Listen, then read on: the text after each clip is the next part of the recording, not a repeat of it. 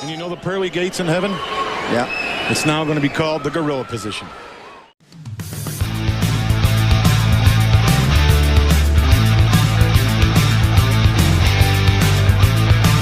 Make sure to like the video, subscribe to the channel and turn on the notification bell so you never miss an update. Well, number 5 right behind Vince is Gorilla Monsoon. He looks like he's shedding, Vince. Beg your pardon? And at one point, he owned a percentage of the WWF, I guess, at one point from Vince's dad. And, you know, he was a former performer there, of course. And they have the gorilla spot named for him, where you stand before you go out, before you go live on TV or to be taped. There's a spot that you stand at before they send you out beyond the curtain, and it's called the gorilla spot. And it was named after Gorilla Monsoon.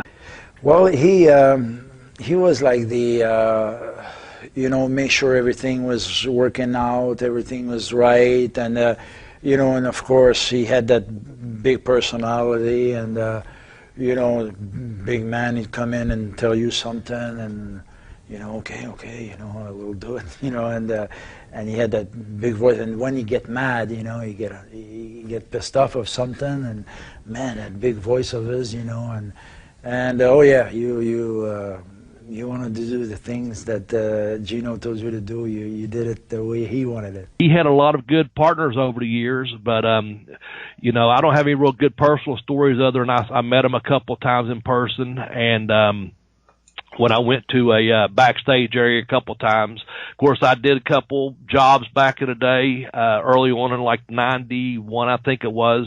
You know, he called the matches. Imagine having to go through life with that moniker, Bob Smedley.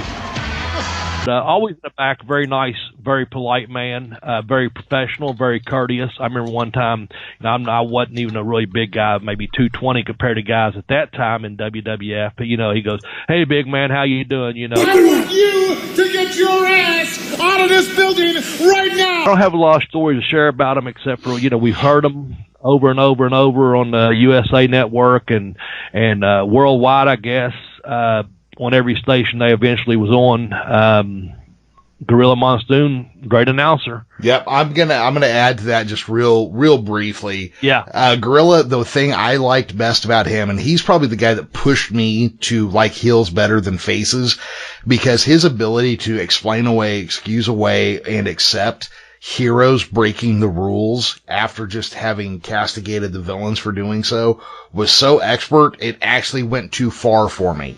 And I actually gained sympathy for the heels. Grabbing the referee now, trying to get himself disqualified, it looks like. I doubt that. He's got plenty of intestinal fortitude. He's going to fight this thing to the bitter end. So his ability to do that and explain it away was perfect. Also, he and Bobby Heenan might have not have been just one of the greatest announced teams for pro wrestling. They might have been one of the greatest modern comedy two-man acts in a very long time. I wish Mother's Day was every day.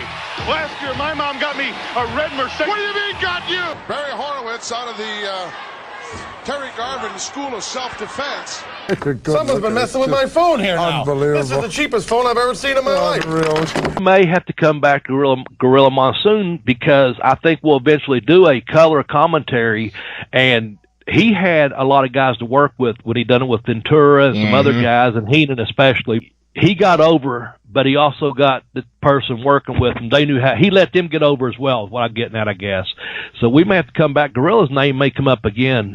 We kind of said, you know, let's do announcers, not color men, you know. So that's why we're going with just, at this point, professional wrestling announcers. So I'll just kind of leave it out there until we jump down a little bit. How's that? Yeah, that sounds good. Okay, but I like that. Yeah, him and Heenan, that was a good team. I have to agree. Will you stop?